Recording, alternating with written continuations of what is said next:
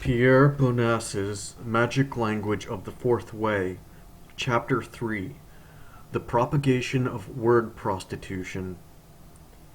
I am in a good position to say here, and too bad if I betray the Brotherhood, that the literary exercise known today as poetry is, more than 9 times out of 10, a barefaced bluff, a masquerade that is ignorant of everything having to do with words and images. The language, the importance, the life, the ideas, if there are any, the craft, the tools, and above all, the goal. It is irresponsible, vain, guilty of 10 million forms of self-love, and lazy. Otherwise, yes, it would be a possible path. But this would be the only path, and would no longer be a literary exercise. Renee Daumal. If man is a machine and consequently art is mechanical, we may well doubt that it could be different for literature. And this is exactly what Gurdjieff tells us in his famous introduction to Meetings with Remarkable Men.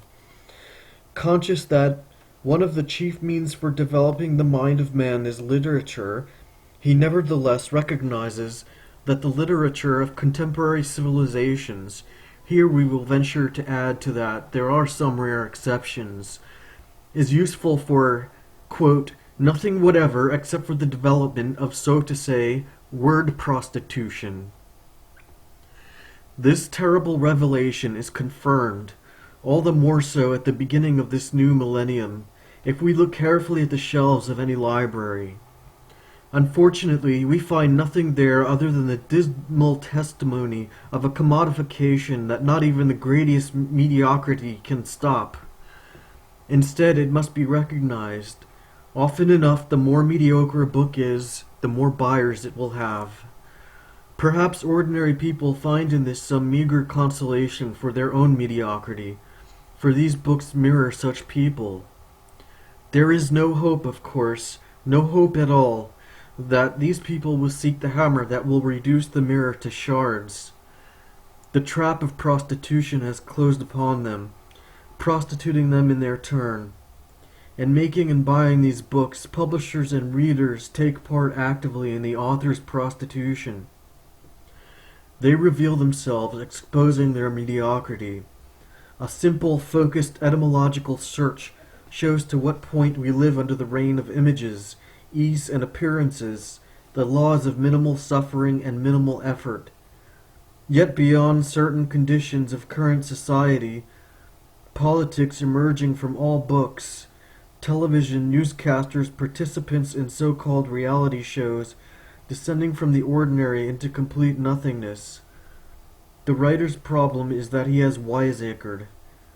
Quote, the fundamental cause of this corruption of present-day literature is, in my opinion, that the whole attention in writing has gradually, of itself, come to be concentrated not on the quality of thought and the exactitude with which it is transmitted, but only on the striving for exterior polish, or, as is otherwise said, beauty of style, thanks to which there has finally resulted what I called word prostitution.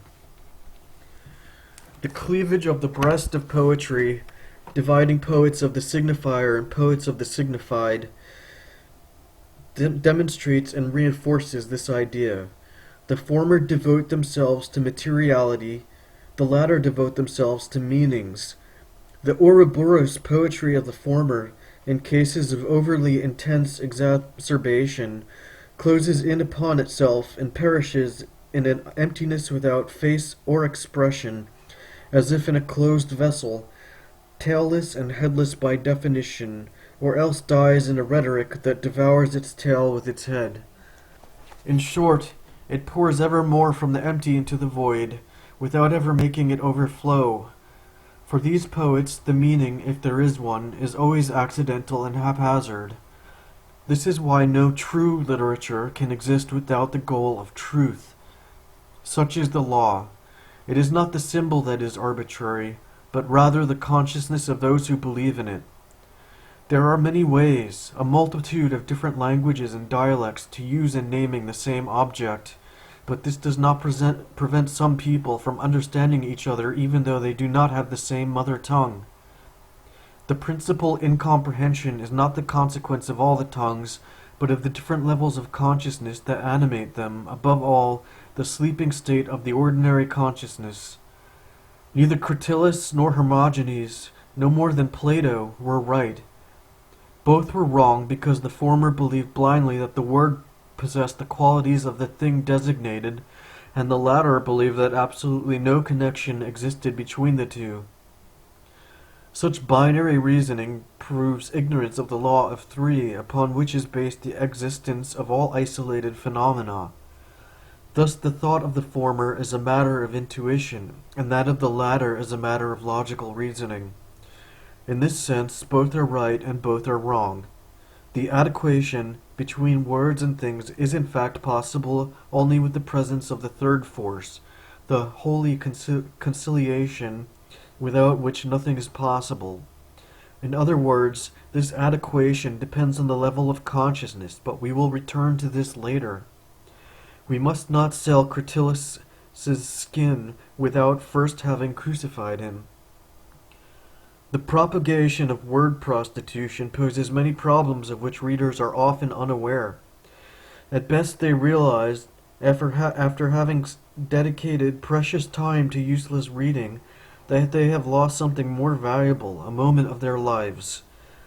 And in fact, you can spend a whole day reading a lengthy book and not know what the writer wished to say, and only when you have nearly finished, after having wasted so much of your time, already insufficient for the fulfillment of the necessary obligations of life, do you discover that all this music was built up on an infinitesimal, almost null idea.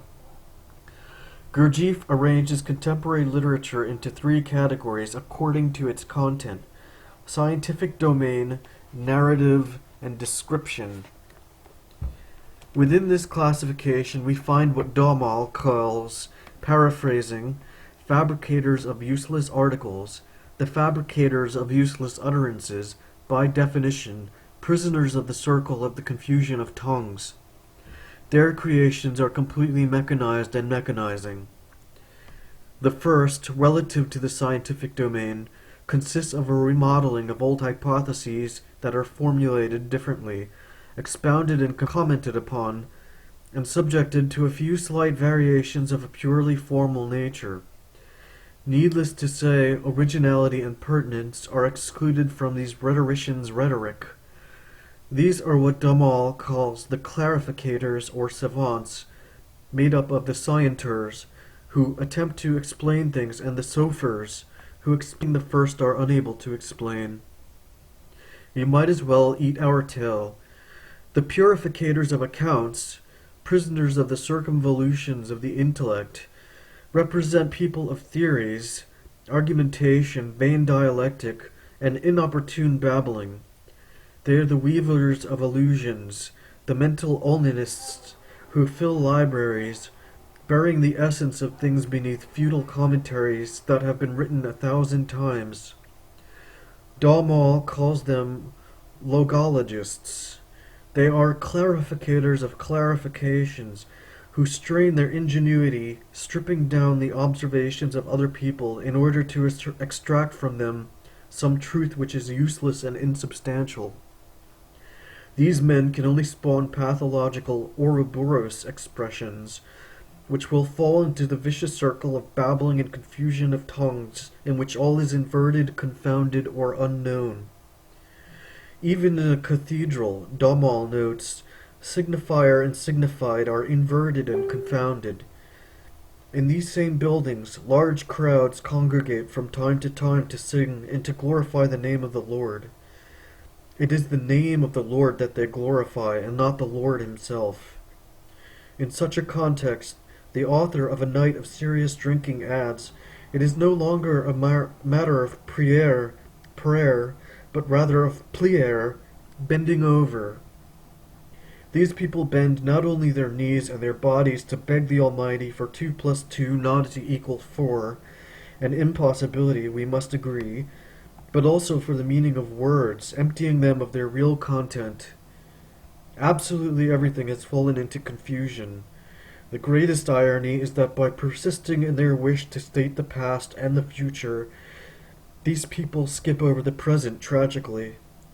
They know not what they do or where they go, and they suffer from a great imbalance of the being, the consequence of the multitude of eyes that animate them. Everything happens to them and nothing can be done, despite the repeated efforts of those certified inspectors of dustbins, commonly known as psychologists.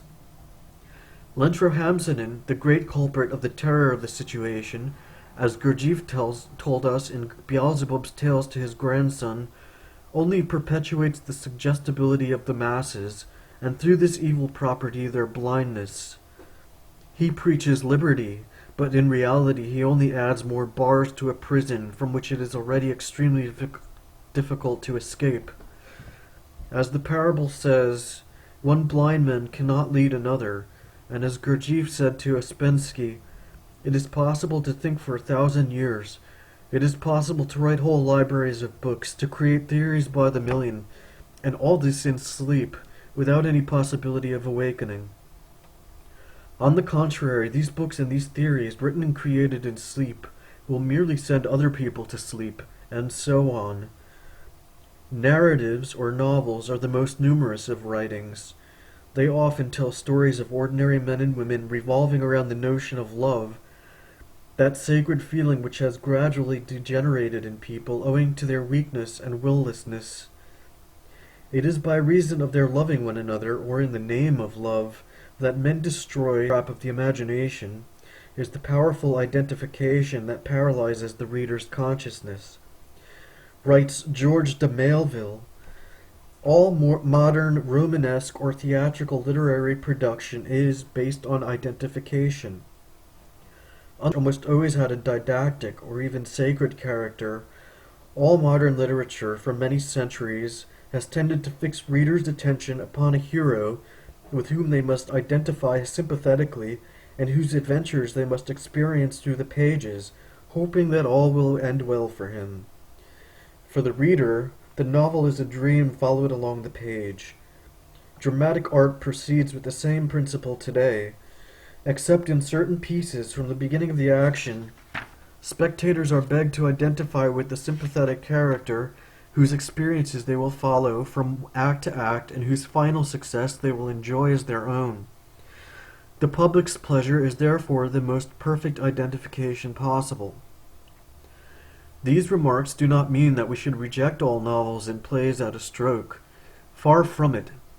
But those who seek spiritual elevation must be aware of all the factors that force us to forget ourselves and lose concentration. Finally, with regard to description, this writing achieves only vulgar imitation of nature, animals, voyages, adventures, and even situations that do not merit the least interest. The most distressing aspect for those who search in such writing, be it only for a mere hint of authenticity and sincerity, is that these texts are generally written by people who have never been anywhere and have never in reality seen anything. This is the whole terror of the situation. Those who aspire to the real achieve only ersatz reality that is completely contaminated by the simple projection of their dreams, imaginings, inventions, phantasms, fantasies, borrowings, and subjectivities. In other words, they are victims of exterior influences over which they have not the least control and often enough not the least awareness. For a text to be authentic, above all, its author must be sincere, and being sincere requires having experienced and understood whatever is said. Without this fundamental condition, all literature is mere babbling, hollow words devoid of meaning. Contemporary writers, with this, quote, puny understanding of the responsibility and significance of literary works, unquote, sacrifice meaning for the beauty of style, and, quote, the exquisite sonority of the rhyme. The true objective of sonority is to serve meaning, to accompany it to the heart of another person, to stimulate the action of the centers of being in order that these centers may receive the liberating message.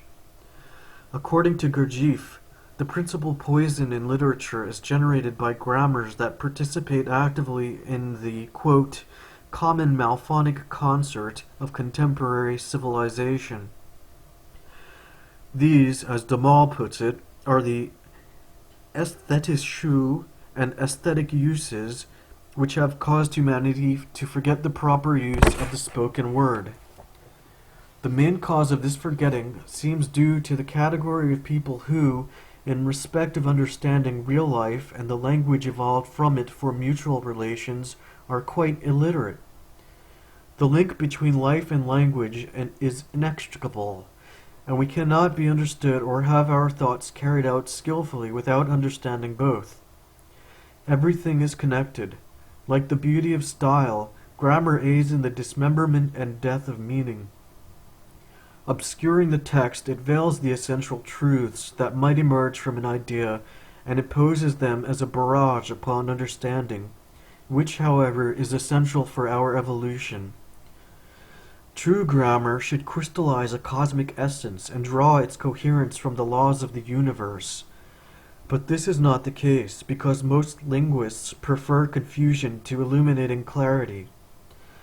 Moreover, these absurdities uttered by the flower of contemporary civilization are what prevent the literature of today from serving as the basic means for developing the minds of those people who are considered representatives of the civilization.